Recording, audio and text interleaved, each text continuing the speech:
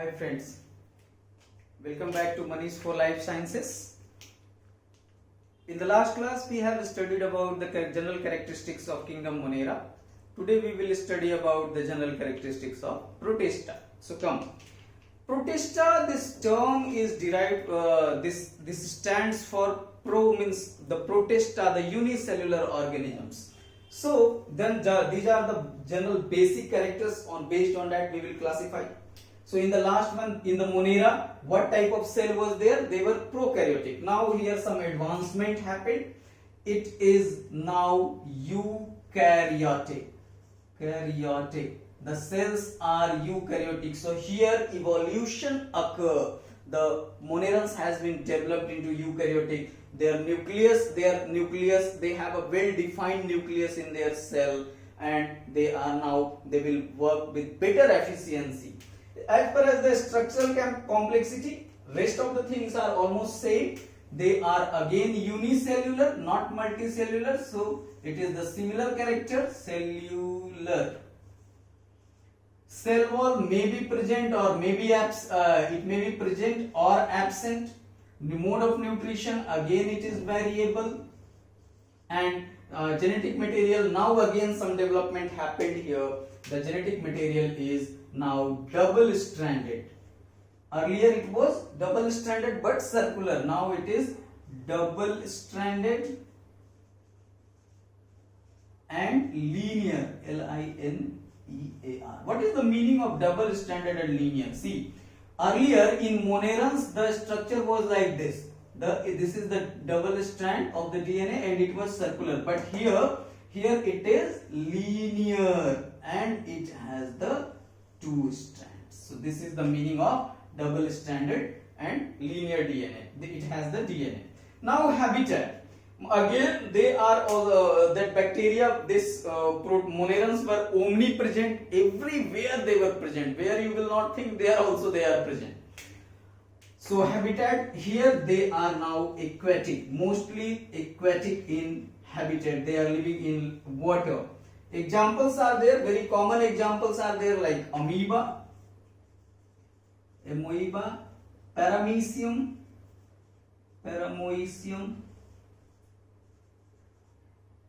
etc. Euglena is also there. So this amoeba is very important. We will study about the structure of the amoeba and how they reproduces. Here mode of reproduction is asexual and generally through the binary fission. So here one more point I am adding, the reproduction, how they reproduces. Reproduction, this occurs through binary fission. Now what is binary fission? This we will explain. See, amoeba have a variable structure. Its shape is not fixed. In any type you can make. This is the amoeba and this is the nucleus. So this is amoeba, A-M-O-E-B-A, amoeba. Here you can see this appendages type structure or food type structure is there. That is called as pseudopodia, right? This is called pseudo, P-S-E-U-D-O, pseudopodia. Pseudo means false and podia means fit. So it is a false fit. It appears like appendages. It appears like foot, false foot. So this is called pseudopodia. How they reproduces? The common mode of reproduction is of binary fission. They reproduces through binary fission. It's a simple one. The single cell will be there. Like this is the cell. The grooving will be there here. The nucleus will also going to divide, and as a result of the two daughter cell will produce. So this entire process is called as binary fission. So this is daughter amoeba, D-A-U-G-H-T-E-R, daughter amoeba. Wait, I will make it like irregular structure, otherwise it will appear like it is simple cell. So this was the mother amoeba. Mother amoeba. This is the process of binary fission. They divide through binary fission. What we are going to show? Binary fission. So this is the general mode of reproduction in this kingdom Protista, that is the binary fission. And one example I have taken, the amoebic cell is there, and it is simply dividing the cell like the cell divides. Our next kingdom is the kingdom fungi. So we will compare also. So this I am not going to erase. So here I will write the characteristics of kingdom fungi. So what the already advancement happens, so it is eukaryotic. Better to write here. This is fungi. So earlier in the Protista itself it was developed, the cell type was developed, so eukaryotic, so it is retained. Now what development happened, that I will show with the blue color, so easy to identify. So this is the special unique character, that is the eukaryotic, already developed during the Protista. Eukaryotic cell they have. They are unicellular as well as multicellular. Mostly they are multicellular. Again here cellular. Again here the development occurred. In Monera the cell was of prokaryotic. In Protista the cell was developed into eukaryotic, but still they were unicellular. Now the fungi is developed into multicellular. Very few examples are there. One of the example of unicellular is yeast. Otherwise, others are multicellular.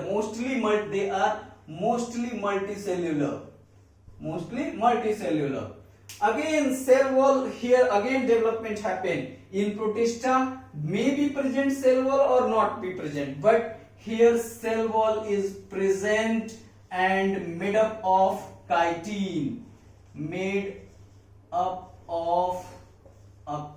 Chitin, C-H-I-T-I-N-E, chitin. Mode of nutrition, again development happened here in fungi. In Protista it was what? It was variable, but now it is heterotrophic, exclusively heterotrophic. T-R-O-P-H-I-C. Hope you all are understanding the meaning of heterotrophic. Heterotrophic means what? Those who cannot do photosynthesis. And heterotrophic में भी कैसा है? ये saprophytic है. कैसा है? This is saprophytic in nature. Saprophytic. P-H-Y-T-I-C. Saprophytic. What is the meaning of saprophytic? Grow on dead organism. Grow on dead organism. So here again development happened. In Monera the mode of nutrition was variable. In Protista it was again variable, but now in fungi it is heterotrophic, and especially they are saprophytic. Now genetic material, they have the same type of genetic material, that is double stranded and linear. Now so this point I am erasing. Moving to the habitat. Now again the development happened. They may be aquatic or terrestrial. They are growing on the moist places. Now you see the evolution happened here. Earlier the Protista was completely living in the water. Now the fungi need more water, but it will not submerged in the water. So grow in moist area. Grow in moist and damp area. Moist area. It's here more moisture is required. The examples, the best example which can be easily understand, that is the mushroom. M-U-S-H-R-O-O-M, mushroom. Its scientific name is Agaricus. A-G-A-R-I, Agaricus. It is Agaricus. You have seen this in your daily life. We are saying this is the mushroom, right? Apart from that, Rhizophus is there, Aspergillus is there. You can easily notice. And one very good example, that is the Penicillium notatum. Penicillium. What is penicillium? That finger-like structure you will see if in the books they are drawing like this type of structure. So this is penicillium, right? This is the agaricus, and this is Penicillium, Cillium, penicillium. This is the penicillium. The very simply we can classify this one. We have the example. In rainy season, generally you can easily notice different types of fungi. You can notice they are mostly growing on the carbohydrate rich food material. Like in sabji mandi, if you will go now, you will see that cottony white color appearance is there. Powdery sometimes also, sometimes velvety also. So these are the characteristics of the fungi. Now here again some more development happened.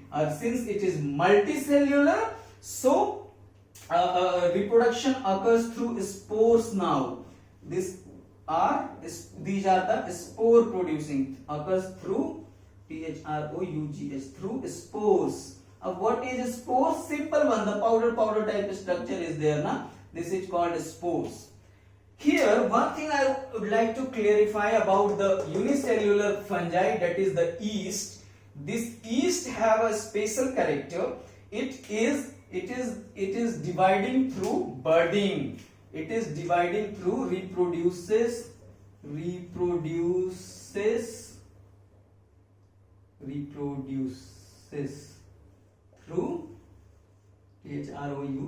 through budding, budding. Now what is budding? What will happen in budding? This is a cell, the yeast cell. There will be a outgrowth in the body. You see here a outgrowth is there. This is called as bud. In the next stage, this will come out from the parent body, and now the new yeast is there. This is new yeast.